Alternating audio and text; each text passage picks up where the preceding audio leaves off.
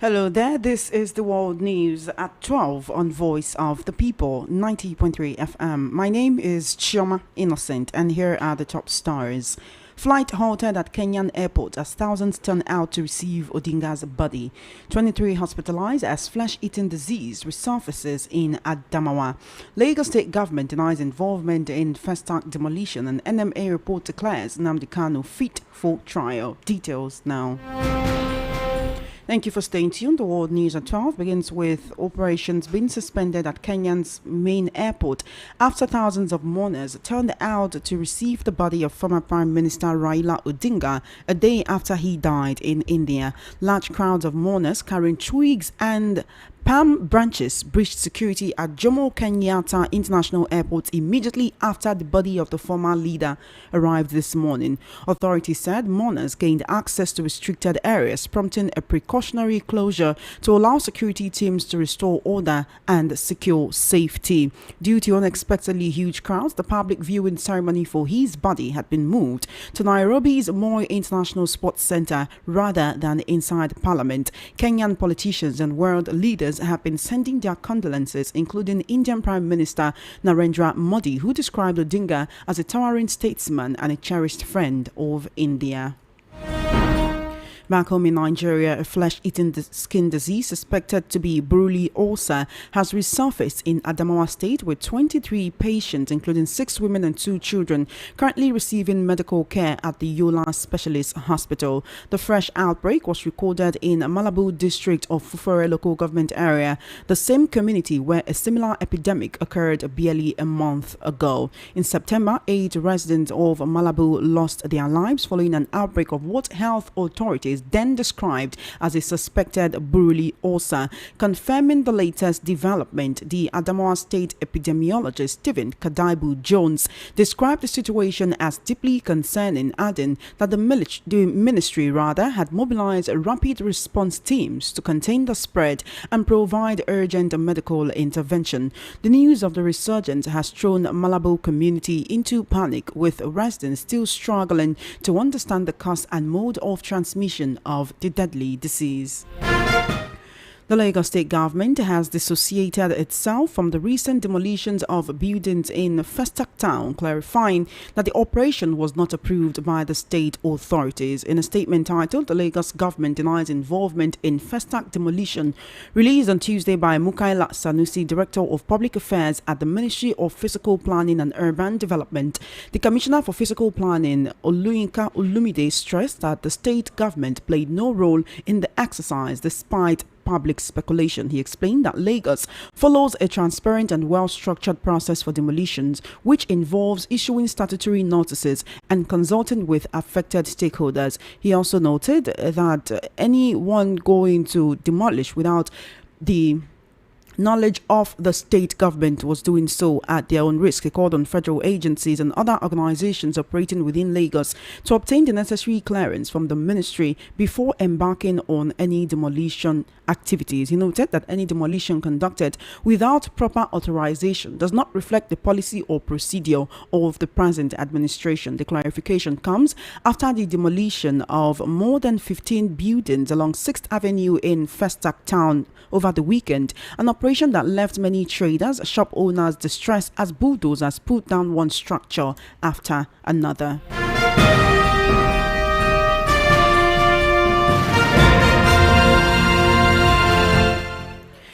In a recent development, the Nigerian Medical Association NMA has concluded that the health condition of the detained leader of the indigenous people of Biafra, IPOB, Nnamdi Kanu, is not life-threatening. The panel was constituted on the directive of Justice James Omotosho of the Federal High Court in Abuja to independently verify Kanu's health status following conflicting medical reports presented by the prosecution and the defense. According to the report, which was submitted to the court on October 13 by the prosecution team led by Adegboyega Awomolo, a senior advocate of Nigeria, and partially read in court on Thursday, Kanu was declared fit to stand trial. Relying on the panel's findings and without any objection from either side, Justice Omotosho ruled that the trial should proceed, granting the IPOB leader 6 consecutive days beginning October 23 to open and close his defense. In the meantime, let's take a listen to Nnamdi Kanu's lawyers, Maxwell Okpara and Aloy Ejimako, speaking on the situation of their client. That's quite a surprising ruling today. We were served all of a sudden, as a matter of surprise, an ambush with the medical report, which the court ordered the Nigerian Medical Association to submit since 26th September. So that medical report that we were served is dated 13th October.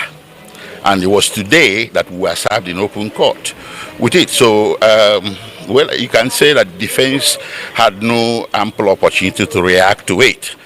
It was more of an ambush. But nonetheless, the court had ordered further that Nnamdi Kanu be examined by the Nigerian Medical Association. That examination was never carried out, and the order was entered on 26th September and restated on 8th October. That part of the order was disobeyed. They never examined him. So the report is based on some informal meeting they held with Nnamdi Kanu as far back as 18th September at the DSS headquarters in Abuja. They were invited to do that by the DSS. The court and the DSS are not the same. So what we have in court, or what we were served in court today, quite frankly, we cannot be sure where it emanated from. Did it emanate from assumption, or did it emanate from the examination carried out on 18th September before the court entered an order on 26th September. So we were quite surprised, flummoxed, and we felt a bit disadvantaged, but the proceedings had to continue at pace as the court wanted it. So at the end of the day, the court made a conclusion and a ruling that Nnamdi Kanu must enter his defense from the 24th of October and conclude his defense by the 30th of October. So basically it's a 6-day trial window that we're looking at there. You see, well, lawyers are trained to be ready for any eventuality, but the justice of the matter is another case altogether. I choose not to comment on that. It's a public document brought in by the medical council through the prosecution. So they serve us this thing today. And if you watch there in this particular medical report, you can see all the ailments they say that Nnamdi Kanu is suffering from. And surprisingly, somebody that has all these particular issues, you now, in the last paragraph, to say that from your own distance, he can stand trial. Somebody that is passing through all this ailments. Having said that, too, go to make a consequential order. Say, please, go and examine him and report back to me. They never examined Nnamdi Kanu, only for them to come up with this report. Nigerian Medical Council, they should be very careful, because this is a professional body and you are expected to act professionally. In your report, you are expected, I'm not a medical doctor, but I'm a practicing lawyer. You are expected to show that on this particular day, we obtained his specimen. We carried out this lab, and the lab showed this, and we are talking about somebody's life, for goodness sake. You cannot just enter into your office room and you open your system and start writing trash, and you want court to rely on it. And surprisingly, we are expected to take a date for us to go, and because when the court gave us an opportunity to respond, we are ought to have taken a date to confer from our clients. Yes, it was when Nnamdi Kanu said, what? We are the people that even gave Nnamdi Kanu this thing. When the court was about to sit, we are talking about somebody's life. Of course, as a matter of this thing, the Igbos are on trial. This is a war against the Igbos. Of course, you are here when the president ordered the police and the army to go and negotiate and have a discussion with the terrorists and the non-bandits in this town. With their arms. And somebody that is exercising his right as given to him by the constitution, both local and international legislations, and you say that he should enter trial. Trial for what? What is it trial? What are you trying for? Do you have even jurisdiction? Does the court have jurisdiction to entertain this particular matter? Somebody that has been discharged by court of appeal. So we don't want to go into that. This is a trial. Again, these Igbos are on trial. This is a persecution, not a prosecution. And I stand by it. And I'm calling the entire Nigerians. It's the Igbos and the Nnamdi Kanu today. It can be another person tomorrow. And we should stand against it. That's why we are protesting. Why should we be treating a human being like this? Simply because the first Nnamdi Kanu committed it because he's an Igbo man. Can you do it somebody from the north? Can you do it somebody from the west? You cannot. People have been agitating. So Boy has been going around agitating for Republic of Oduduwa. Have you arrested him? Those were the lawyers to the detained leader of the indigenous people of Biafra, Nnamdi Kanu. Notably, a lawyer, Ejimako, spoke first, and then Maxwell Okpara spoke next. Still on the world news at 12, in a recent revelation, Umar Sani, ex-spokesman of former Vice President Nnamdi Sambo, has revealed that Peter Mba did not legitimately win the 2023 Enugu governorship election. Sani made the claim in the wake of Governor Mba's switch to the APC. He said the PDP remains unshaken by the wave of defections, insisting that the crisis rocking the party are externally induced. He dismissed suggestions that the defection of Mba, arguing that Enugu has always been a PDP state.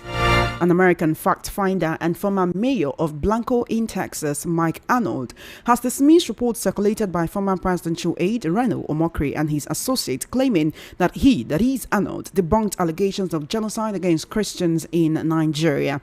Arnold described Omokri as a pathological liar, attempting to distort facts and whitewash atrocities. Omokri, who's a former aide to former President Goodluck Jonathan, had earlier challenged the members of the United States Congress to identify Nigerians allegedly sponsoring terror attacks that have led to the claims of genocide against Christians. Speaking at a press briefing in Abuja on Tuesday, also attended by Arnold, founder of Africa Arise International, Omokri insisted that the violent incident in Nigeria did not amount to genocide. I'm now being joined by Esther Wachko to talk about these issues on the World News at 12. Esther, how are you doing today? Good afternoon. Hello? Esther, can you hear me? Good afternoon to you. How are you doing? Yes, I'm fine. Good afternoon, Choma. Beautiful. Thank you so much for joining me. I'm happy to talk to you on the World News at 12 today. Esther, let's start with the case of Nnamdi Kanu. The Nigerian Medical Association has certified him fit to stand trial. Kanu has said that he is fearful for his life, that he may die in detention as he is very, very sick. His lawyers are alleging that the Nigerian Medical Association did not carry out any medical checks on him before submitting the report that he is fit for trial. So is there a collusion here somewhere? Okay, I listened to the reaction from Nnamdi Kanu's legal counsel, Mr. Aloy Jimako and Mr. Maxwell Okpara. So I may not be a legal practitioner, but I believe that if the NMA had done their report, the prosecuting counsel and the defense counsel ought to have gotten that report before they appeared in court, if not physically, possibly via their mail. So I understand where Mr. Aloy said they were ambushed with the report they got just as they appeared in court today. They were served the report of the NMA. Now, I recall the last time they appeared in court, the court told them to constitute a panel of Nigerian Medical Association to go and make sure that all of the health limitations being experienced by Nnamdi Kanu were true. And they gave them 7 days for that report to be compiled. It wasn't even up to 7 days before we heard that the NMA said they were done with their report. I was even surprised as to how quick they were in concluding that report, because they ought to go visit him and run a couple of tests. And the last time the Senator Obi Akwocha spoke to the press on an interview, he said the NMA went and conducted whatever they conducted and even found out more health-related issues that Nnamdi Kanu was going through. So, Chama, I'm actually gobsmacked that after the NMA wrote out all the health limitations that Nnamdi Kanu was going through, they went ahead and gave a conclusion that he is fit to stand. So it is not surprising if they feel that this is because of his geographical location. It is not also going to be surprising that ethnicity will be attached to this, because it doesn't make sense. Let's stop the court from saying, okay, if this man doesn't trust the DSS medical system or whatever it is they have in the medical lab at the DSS, took him to a national hospital. It's not the first time he has gone to a national hospital before. He was born, he had gone to a national hospital, he was guided, he was under heavy supervision by the federal government. I mean, the kind of supervision that he was with at the time, you would think this person is a criminal that has beheaded 1,000 people. So that's when they applied that same measure. Take him to the hospital. All of this tests are done. He receives treatment. You can even restrict whoever comes close to him, aside from a doctor of his choosing that he knows can oversee the process of the treatment that he's undergoing. So, Choma, I really don't understand how things are done in this part of the world. Until somebody is convicted, you give him all the human access available to him. He has a right to live well, to eat well, to feed well, until he is convicted. And even when he is convicted, they are treated as human beings. He hasn't murdered anybody. Murderers are walking free in this country, Choma, for goodness sake. Murderers. Do you know what it is for community members to see people who hack their family members to death, kill them at close range, no compensation, took their wives, took their children, raped them, married them off to themselves, and they are coming back for negotiation with the current government, with their government and the town chiefs. And those people who are victims of the onslaught of these individuals are people. These people came in bags in their multitudes, and the community members did not do anything. And they were wielding their arms, the AK-47 rifles. So, please, what kind of country operates like that? We're not trying to rouse anybody. We're not trying to create any form of hatred or agitation. But please, Choma, make it make sense. Does it make sense? How does it make sense? You call these people, you say you want to negotiate with them, you grant them pardon, you build houses for them, you promise them amnesty, you will integrate them into the society, you'll be giving them monthly, they'll be on monthly wages, Choma, after they have killed souls, destroyed families, number people homeless, people have committed suicide, and then abject poverty. They granted them amnesty. So what can a leverage? What can that leverage be granted to this man while his trial continues? So I don't know if any reasonable Nigerian, regardless of their perception or feelings towards Nnamdi Kanu, he's not perfect. Oh yes, did he do anything wrong? Oh yes, maybe the way he spoke did something wrong. His actions may have led some people to do something terrible. But the thing is, that same clemency, that same flexibility that you gave others, why can't you give it to him? Why can't you give it to him? That is the imbalance, Choma. The administration of the day, every day proves all the speculations, all the narrative that people are talking about. It is so wrong. It makes no sense.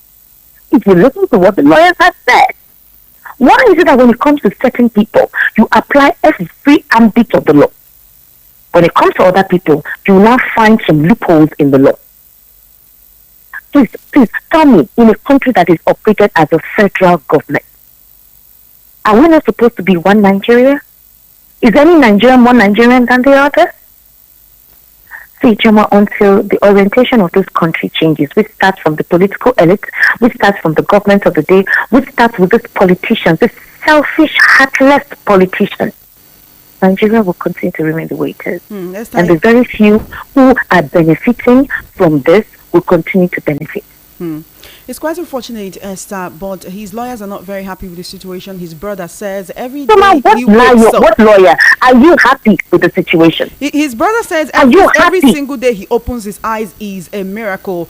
About 2 weeks ago, he said he's in danger of sudden death as he has issues with tinnitus. He says he can't sleep. He says his hypertension has been exacerbated and that he is at risk of liver disease, kidney disease. He mentioned a whole lot of things that is wrong with him. Would you say that the government is seeing this as just an excuse for him not to stand this trial, and that's the reason why this is going the way it's going?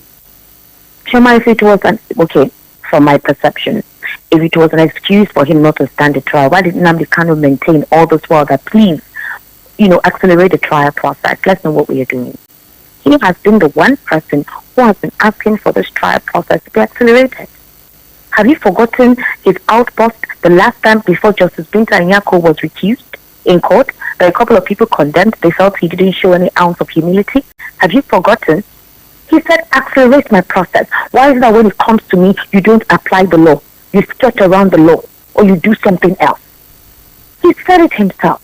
So if it was an excuse, he wouldn't have asked them to accelerate their trial. They're asking you to open defense. That is not an issue. They should open their defense if they have their defense, and if his legal counsel actually know what they're doing, because I hope they know what they're doing. And I always expect them to always be prepared to counter anything. If they have evidence, if they have any witness to present for them, they should get that ready. They've given them 6 days. They should get that ready. But there's one thing I want you to know. 2 days ago, when we spoke with Omoyele Sowore, he already disclosed what the plan is. They want him to be convicted. He said that is the conclusion. And some of the political elites from the southeast, the legal team of the president too, or representing the federal government rather, they are being pushed, they are being influenced, pressured to make sure that he is convicted. So the plan is for him to be convicted. And after his conviction, before anyone can start thinking of any form of clemency. That's basically what it is. So the president actually knows what to do if he knows what to do. But unfortunately, I would say that Nnamdi Kanu is not his best person right now. So for Nnamdi Kanu, they will apply every ambit of the law on him. Maybe most of the remarks he had made against the president's properties and all of that could be one of the reasons why the president feels he would use his stance, or every aspect of the law must be utilized. All we are saying, or what Nigerians are saying is give a semblance of transparency and unison in how this case is handled. At least it's not for anything, to quell all of the narrative that when it comes to certain persons, there is limitation compared to how others are treated and the flexibility extended to others. That's basically what Nigerians are saying. Give a semblance that when it comes to this map or when it comes to this region, it is not as it is as they say. Just try, pretend. Pretend, even if that's not your genuine sense of a state of mind. Just pretend to apply a semblance of balance. That's all. Let justice be seen to have been done. Would you say that these protests that Omoyele Sowore is planning on October 20, which happens to be the anniversary of the Endsars Lekki Tollgate incident, would you say that would it make things worse for Nnamdi Kanu, especially if it is hijacked and there are incidences of violence and in and around Abuja before, on that day, or after? Well, Chima, we can't rule out all of this. You saw what happened during the Endsars. For the very first time that Nigerian youth in one voice in harmonization and unity, regardless of their ethnicity or religion, came together. Nigerian youths were praying for the nation. We saw people marching past, praying for the country, holding placards, asking for national healing, while they were also calling on the government of the day to listen to their plea, until we saw certain persons coming down from one of the state government buses with cutlasses and machetes and disrupted the peaceful protest. So it's not going to be surprising to see elements like that. We had already heard that there will be a counter-protest by some certain persons who say they want the renewed hope agenda of the administration not to be neutralized, or certain persons to destabilize the polity. So there will be a counter-protest while Omoyele Sowore and others who want to be part of the protest are protesting. So already there are plans to liquidate and neutralize the effect of that protest. Is the protest meant to yield any result? Well, ultimately, no. It's not that Nnamdi Kanu will be free that day. But at least it will show a semblance of Nigerians with one voice saying, please let justice be served in transparency, objectivity, and fairness. Nigerians just have to be careful. I wouldn't say people should not be part of it, but everyone who is going to go out there needs to be careful. I heard they've written for permission from the Nigerian police or the peaceful conduct of that protest. I do hope that the Nigerian police does grant them the opportunity for them to go about their right, their God-given right as Nigerians in this country, to protest and ask for what they think is due to them. That's what I expect. But with Nigeria, nothing is for certain. Things are done crudely and primitively here, deliberately for a certain reason. So like I said, there needs to be a total overhaul and reorientation in the system of things in this country.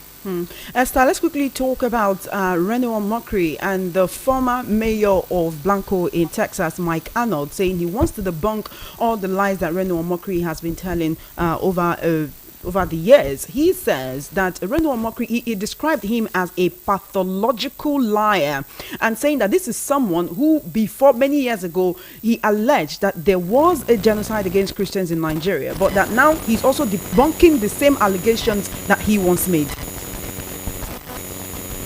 Esther, can you hear me? Esther, can you hear me? All right, then I've been in a conversation with Esther Nwachukwu. We've been talking about certain issues on the world news at 12, including the recent Nigerian Medical Association report that Nnamdi Kanu is fit to stand trial. And Nnamdi Kanu's legal team has said that they only received that report when it was brought by the Nigerian Medical Association. They did not receive it prior to that time. And Esther, welcome back. Yeah, thank you. I stopped hearing you. Yes, we're talking about the Reno Omokri, would I say, versus the former mayor of Blanco in Texas, Mike Arnold. With Mike Arnold describing Reno Omokri as a pathological liar who is speaking from two sides of his mouth. He said, before now, Reno Omokri had on his own said that there is indeed a genocide against Christians in Nigeria, but now saying that that is not happening at all. Well, John, I think Nigerians already know who Reno Omokri is. And if Nigerians have read what this man wrote about Reno Omokri, who is his friend, then I think it already encapsulates the personality of Reno Omokri. Choma is so unfortunate, and he has gullible followers. Followers of the day who like to live in self-deceit. You know, when they deceive themselves just because they are supporting the government. So anything that reiterate, re-emphasize the government, even if they know it's a lie, they will absorb it as the truth. You've never seen a state of Nigerians that would eat mud, eat dirty things just because they support somebody. It doesn't make sense to me. Choma, way back in 2017, Reno Omokri was heavily against the government of the day. He always called out the genocide happening against Christians in Nigeria. Reno Omokri tweeted about all the sensitive positions occupied by northern politicians in this country. The Chief of Defense Staff, the Chief of Army Staff, the Inspector General of Police, the Chief of Naval Staff, all of them were persons from a particular ethnic group. And that was how Reno Omokri said there is an agenda to Islamize the nation and there is a jihadist movement ongoing against Christians. Reno Omokri wrote all of that. So the thing is, these are political jobbers. That's their job. They go for the highest bidder. You rent me, I do what I have to do for you, you pay me. At the end of the day, they don't collect money, they want something else. Something may not be immediate, it could be in the immediate future. And according to what the man said, the funny thing, Chema, is that Reno Omokri was the one who invited this man to Nigeria. So before Reno Omokri sits down to start skinning lies, because the next thing he will do now is to use a bit of this story to divert people's attention from how his lies and deceit has been exposed by a friend of his. Because that's what he's very good at. He uses Peter Obi. He knows that Peter Obi is a common enemy of the current administration. So he's got the gullible followers of this administration will swallow everything. Every nonsense he steals, he will swallow it. So he will use Peter Obi for it. The man wrote that the agenda of, again, it's not me, the Mike Arnold, who was invited by what's his name, Reno Omokri, for a fact-finding mission. Choma, you did not read the fact that the man said that he was going to bring in the NSA. He was also going to introduce the man to President Bola Ahmed Tinubu, and that none of that happened. That he was taking him to meet all of these personalities, and that none of that happened. So, Choma, the man said that the ultimate goal of Reno Omokri is to serve as the vice president in 2031 to a proposed Nuhu Ribado. According to the plan, is if President Bola Ahmed Tinubu wins, if he wins in 2027, he will choose a northern candidate of his choosing, and the person that is being groomed is the NSA, current NSA Nuhu Ribado. This is all what Mike Arnold said. These are not my words. Before anybody says, "Oh, Esther Nwachukwu, Voice of the People 90.3 FM," said this, Mike Arnold said it. And that Reno is positioning himself to be considered as the vice president in 2031. So, Choma, it's not just Reno, it's all of them. Have you forgotten Daniel Boada? This is how they are. It's so unfortunate, actually. The good thing is, Reno was the one who brought in this man, took him to Arise Television, where he said the man is the mayor of Blanco, and the man said he's not a mayor of anything. And then he brought a friend. You go watch the interview where this man was being presented as somebody that Reno brought in from the United States of America, who is also part of their Senate, to come himself and investigate, do a fact-finding mission to see that the killings in Nigeria is not just on one particular religious group, but that it is all. It is both. It's not just one. And all for this man to have recognized the kind of person Reno is and then brought it out to him. I went to Reno's page. Up till now, Reno has not responded to all the things this man said. He has not said one word. True. He has not given a rebuttal. He has not given something to deny. According to him, he keeps facts. He is a record keeper. He has not brought out any record to indicate that, oh, this man is something else. The next thing you hear now is that the man is a spy, because already that is what is already going out on social media, that he's a spy, he's a CIA agent, that's what they want to do. They want to come out and create chaos in Nigeria, cause religious war, and all of that. Maybe that's what Reno Omokri will hang on right now to phrase whatever his next reaction to what this man exposed him to. He's currently trying to. So that's what he would use to say the man is being paid by the U.S. government. Because the man wrote to President Tinubu on his hand and said, President Tinubu, the American government is following up your country intimately. They are going to monitor, they are going to take everything about this country seriously, particularly the case of insecurity against Christians. And that he asked the president to please make sure he ransacks his cabinet, that he should rout out and flush out those who are enablers of evil in his government and rule the country right. That is what the man wrote as a warning to the president. He said he had sycophants surrounding him, persons who are not telling him the truth, until he clears out his cabinet and knows the true state of the nation, that he doesn't know what the future is going to portend, but that the U.S. is monitoring closely. So people would say that the man is already trying to, maybe there's something the U.S. wants with the president. They will cover it up with a lot of things. Is the man saying the truth about Reno? Well, if you've been following Reno, his political history, what he was in 2012, 2013, 2014, up until now, I think that already explains Reno Omokri's personality. You know, quite a number of Nigerians feel that he's just proficient in the use of English language, but that is not a reflection of his intellect or his cognitive ability, because in that same interview, he blamed America as the reason why Nigeria is facing a terrorism problem right now. He said if Obama's administration had not intervened like it did in Libya, Gaddafi would not have been killed. He said that there is a moral responsibility on the U.S. because this problem of terrorism was brought to the doorstep of Nigeria by Barack Obama's administration. Someone who colluded with the United States of America to bring in insecurity to the country. If you follow Jonathan's administration very closely, what was the agenda? Who were the people that brought in these so-called individuals who are making the country restless in 2015? Who brought them in to make sure that elections go the way they want? Who brought them in? Who made sure that the U.S. was part of it? Who were the people that entered into the agreement with the United States of America? I think that people know what the truth is. Nigerians are no longer stupid. Nigerians know the U.S. has always been very manipulative, agreed. They have caused wars in country for their own selfish gains, true. That is what they do. They want to remain the biggest nation in the world, agreed. But we're talking about the case of killings in Nigeria. You cannot exonerate it. You want to tell me that Christians were not killed? Look at the case of Southern Kaduna all through the time of Nuhu Badu, not Nuhu Badu, sorry, what's his name? Al-Rufai, as the governor of Kaduna State. Christians were mutilated in droves. Even before now, has it not been going on? They will say it's farmer-header clashes. They will say, oh, community members are fighting themselves. Even in Benue State, in Kwara, in Kogi, what is happening there? So let's not be delusioned in this whole scenario. We know what is happening. It's just that right now, these guys have decided to expand their tentacles, so they kill at random. It's everywhere. In the southeast, in the north, in the west. It's out everywhere. It's no longer isolated to a particular place. And they're enjoying themselves. Since the government of the day is not being decisive, they've made the industry of kidnapping and killing a lucrative business without tax. Nobody's collecting tax from them. They will the money and cash that they get from their victims on social media, and all of the gadgets and devices at the disposal of the government is not applied to track those people. What does it tell you?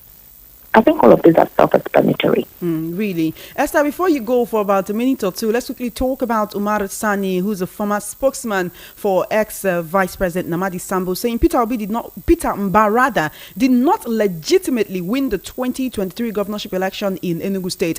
And he's only saying this now that Governor Peter Mbarada has defected to the APC. Is it not ironic how they quote-unquote know these things, but they do not speak until such a person defects or until they are no longer breathing the same air, or they're no longer sharing the same party, sharing the same ideology with such a person? How come he didn't say this since 2023? He said nothing. And also, would you say he's saying this now because he knows that there will be absolutely no repercussion and no consequence for the fact that he just revealed that a sitting governor did not win that election legitimately? What repercussion or consequence? I don't know them then. They're all in the same pot of soup, just having different names. It's well, like one is Maggi and the other one is salt, but they serve the same purpose. Does it make any difference? When we heard about the NYSC certificate situation with Peter Amba at the time before his inauguration, where the NYSC DG was asked to investigate, have you forgotten that? Have you forgotten that imbroglio with his NYSC certificate? So it's just because the man has defected. It's politics. Who doesn't know? Who doesn't know? The people that know, Choma. The people that know now. They know. And besides, we've already know that Peter Oba has always been the friend of the current APC. So the fact that he's in different political parties does not make any difference. PDP and APC, they're the same thing. There's no difference. So I don't even understand what the whole razzmatazz is all about, because they know themselves. All of this is just grasping at the tail end of the straw. Why not reveal all those things before now? So now the guy has defected. So what do you want to happen? You want to say that now so that what impeachment proceedings will commence? And then not having any form of certificate of qualification is the order of the day. Having forged qualifications is the order of the day. Borrowing certifications is the order of the day. Hiring somebody's certificate and putting a picture of it is the order of the day. If others got away with it, why should he be exempted? I'm like, move on to another question. Esther, thank you so much. Our time is fast spent. We need to go. You have been amazing as usual. Thank you so much for joining me on the World News at 12. Have yourself an amazing day. Bye. Have a great day as well. You have been listening to World News at 12 right here on Voice of the People 90.3 FM. Just before we wrap up, let's take a look at the top stories again. You heard that flights have been halted at Kenyan airports as thousands turn out to receive Odinga's body. 23 hospitalized as flesh-eating disease resurfaces in Adamawa State. Lagos State government denies involvement in Festac demolition, and NMA report declares Nnamdi Kanu fit for trial. And that is a wrap on the World News at 12. My name is Chioma Innocent. Good afternoon and thank you for listening. Do stay tuned. Matters will be coming up by 1:30 p.m.